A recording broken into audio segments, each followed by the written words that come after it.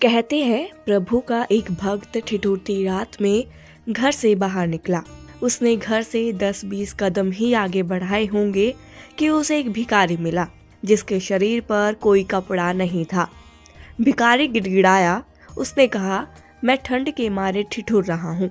भगवान के नाम पर क्या आप मुझे कोई कपड़ा दोगे जिससे मैं अपना शरीर को ढक सकूं और अपना बचाव कर सकूं।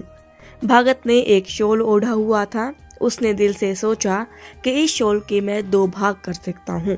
एक भाग मैं उस गरीब को दे देता हूँ और एक भाग मैं खुद रख लेता हूँ। उसने ये कर भी दिया।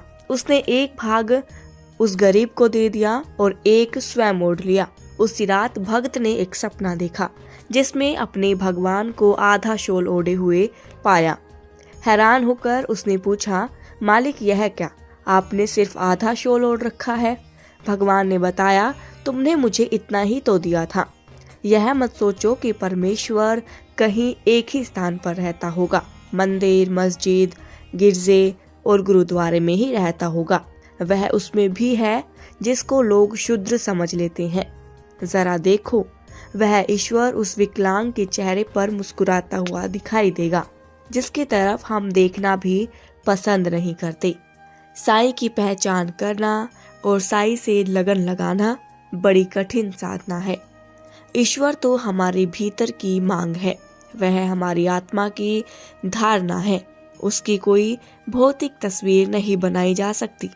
हम अपने बनाए हुए ईश्वर की प्रार्थना तो कर रहे हैं, लेकिन जात पात, छुआछूत जैसे आडंबरों को भी मानते हैं।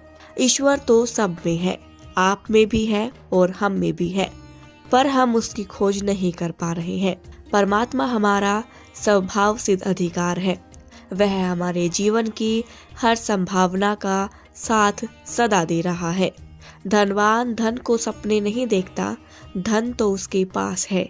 धन के सपने तो वह व्यक्ति देखता है जिसके पास धन नहीं है। ईश्वर क्या है? यह प्रश्न एक नास्तिक ने एक आस्तिक से पूछा। एक आस्तिक मंदिर में पूजा करने जा रहा था। उसका एक दोस्त नास्तिक व शंकालु था। वह उससे मिला और उसने पूछा, कहाँ जा रहे हो? आस्तिक ने जवाब दिया, मंदिर में भगवान की पूजा करने जा रहा हूँ। नास्तिक ने फिर पूछा, तो बताओ भगवान कौन है? वह बड़ा है या छोटा है? आस्तिक ने श्रद्धापूर्वक उत्तर दिया, भगवान इतना बड़ा है कि कितने स्वर्गों के स्वर्ग उसमें समा नहीं पाते। फिर भी भगवान इतना छोटा है, मेरे नन्हे से हृदय में समाया हुआ है। इसीलिए कहा है, श्रद्धा में ही भगवान है।